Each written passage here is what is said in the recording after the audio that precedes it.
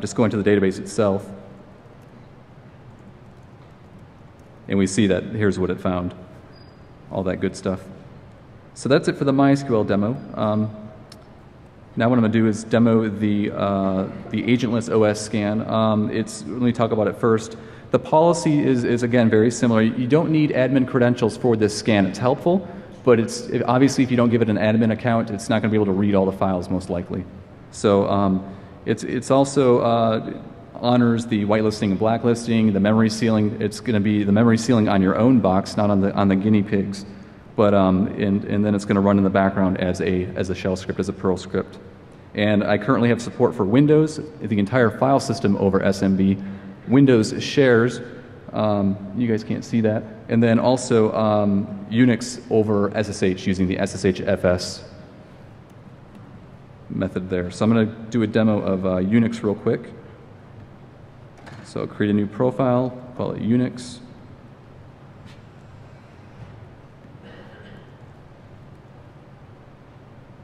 And I've got some test data in a directory somewhere. So I've only got about 5 minutes left. I don't want to scan my entire system.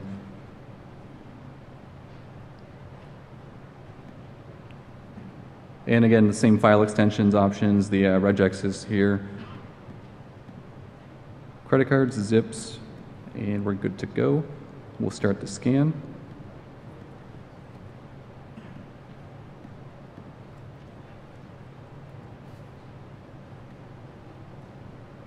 And it's now started, so we can view it as it's going. And wow, it's okay, it's already done. And it's just like the last time, you can see the results and do all that good stuff. So, and then finally what I'm going to do is I'm going to demo a Windows share, because that's just slightly different. So we'll create a new profile. This one, this particular share is completely wide open. You don't need credentials at all, so I'm not going to fill in anything. So when you run your vulnerability scanners, you'll probably see that quite often. The directory here, though, is a little bit different. It's relative to the path of the share that you're going to give it when you start the scan. Because if you try to put in C:\Windows, it's not going to know where that is, because it's got to be relative to the actual share. So we'll just leave that blank for now. And the file extensions and regexes again. And the same thing, credit cards and zip files. So we'll submit that, and we'll start a new scan again. And there's a slightly different thing here where instead of giving it a list of IP addresses, you have to give it the actual full path to the share, so it knows where to go. And if you were to whitelist or blacklist file or directories, it would just append them here like that. But you don't have to do that. Just give it to the base path of the share. So we click Start. And it's going to go in the background. It's going to download all those files over the share, and we can view the results as they're coming in. And wow, it's faster. Usually, if you catch it in time, you're going to see that it'll give you like I'm 20% done. I'm estimating there's maybe a half an hour left in my scan, but just for the purpose of this demo, I don't have that much time. But here again, you can see same exact stuff. You can download the files, check them out, and you're good to go. So conclusion for pen testers, OpenDLP, it's free, it's open source. After you get domain admin or after you find some database credentials or Unix credentials, let it rip, because you can show the C-level executives, show your customers that there's very much risk to getting domain admin. A lot of those people don't really realize that, oh, you got domain admin, okay, whatever. But if you show them that, oh, okay, well, here's all your customers' SOC numbers, or here's all your customers' credit card numbers that were on Peggy in HR's system or Bob in finance's system, that it's pretty damning. And then finally, for everybody else, if you're some sort of admin, this is free, and really you should be using this to find your own sensitive data on those weird systems that you don't know about before people like Anonymous or LulzSec or our favorite nationally sanctioned hacking groups use or find. And just to reiterate, it's multi-platform. It does file systems and databases, so really there's no excuse why you shouldn't be using this.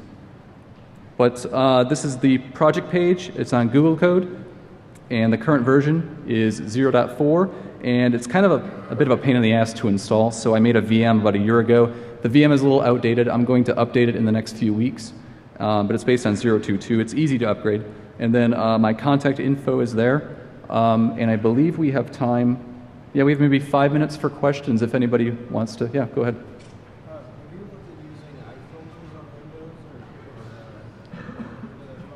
Have you looked at using iFilters on Windows? Sorry? Have you looked into using iFilters on Windows to look at binary file types? The question is if I've looked into using iFilters on Windows to look into different binary types. I do want to get into that, especially Outlook PST files, because those are just going to be a freaking gold mine. Yeah. For countries that don't have Social Security, National ID, some other, can you customize that? Yeah, in fact, you can make your own regexes. So just by default, it comes with 13, but here's an interface here where you can create your own regexes. So just give it a name and, you know, some kind of pattern here or whatever, and then just, you're good to go. Yeah. How do you handle actually examining the files? Because definitely from management is going to be worried about is altering the database files. How do you handle open files? What's the actual process so we can guarantee to them that this is relatively safe? It's not going to modify data. Because when you show something like this, especially since it's open source, they're kind of tentative necessarily to run it. I'm saying this because I tried running your tool, and that's the first thing they came to me. Okay. They're like, well, how do you know this isn't gonna, you know? And I'm like, well, I mean, you show them the source code, but that's not really gonna. So how do you? So the question was, how do I know that this tool won't modify data or harm data in any way? Because people are leery about open source tools. I open the files read-only, so if they are modified after I open them, I am not sure what happens. But it will not purposely modify the files at all. It's just read-only, strictly read-only. And what happens if there's any errors? You get like files. Yes, it would be listed in the logs here. There's a section here for the logs, and any file that I cannot open, it's going to be mentioned here in the logs. So there's not much here. I can open all the files that I could that I tested on my demo, but it will mention it there. Yeah.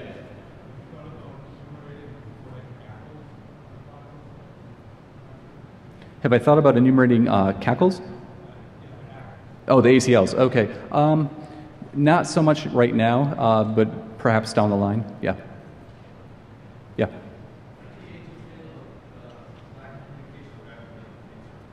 Great question. So, as a consultant, I don't like to leave my systems on the job. And his question was, how do agents deal with a lack of communication with the web app or your own server? And there's that phone home option every 5 minutes or whatever you set. It's going to keep trying every 5 minutes. If it cannot contact your web app, it's going to keep running and it's going to keep doing its grep. And then every 5 minutes, it's going to try to phone home. At the end, if it's completely done searching all the files, it'll try every 5 minutes just to phone home still. So let's say you launch the scan on Tuesday, you come back in Wednesday morning and plug in, you're just going to get a crap load of data like in the first 5 minutes. It's kind of cool to watch. But yeah, it'll handle miscommunicating with the web server just fine. Yeah. It depends on how many systems you're running and also how many findings there are, and certainly you can set the log verbosity in the profile too. I haven't really investigated it too much, except that I know it can handle several thousand just fine on just a decently recently made laptop. No, there are no agents on a database server. The database scan is agentless, so it's going to remotely connect and download all the tables and stuff. Yeah. The question was, how much impact does it have on the database server that's doing the scan? Negligible. It's just downloading the tables and stuff, just like a normal client would. It downloads it locally and then does the processing locally. It doesn't do anything on the database except to download the data. Yeah. Have you thought about adding like a self-destruct so that if you can set it so that if say it can't get in touch with the server after 3 days, it removes itself? So, yeah, the question was self-destruct, like if it can't contact the server after a few days, it'll just uninstall itself. The problem that I ran into with that, I haven't thought of that, but I'm thinking of how Windows works, and you can't, as far as from what I understand, a running process can't uninstall itself because it's running. I might be wrong, but that's why when these uninstall them, when OpenDLP uninstalls itself, it's the web app sending another one of those WinExe commands to the system. But that is a really good idea, just to cover your tracks more. Yeah.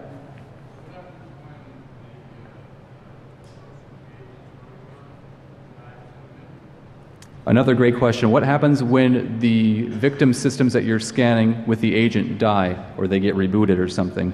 Since it runs as a service and it'll automatically restart when the system restarts, and OpenDLP knows, it keeps track of the last file it scanned, so it'll just go back and resume where it was before.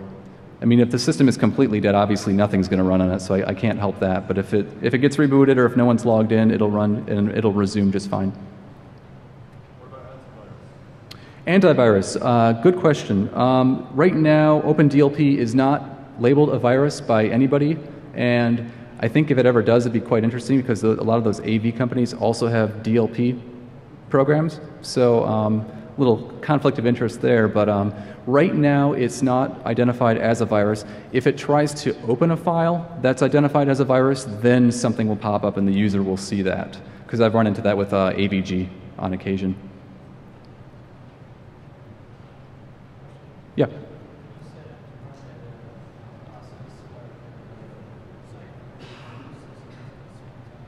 Like a schedule? His question was, have I set up any sort of scheduling or do these systems at a particular time? Not yet, but that is on my to-do list. Absolutely.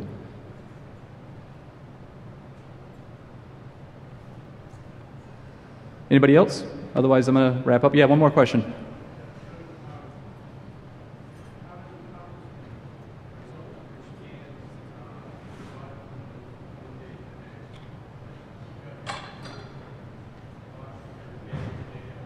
I'm sorry, it's really hard to hear you.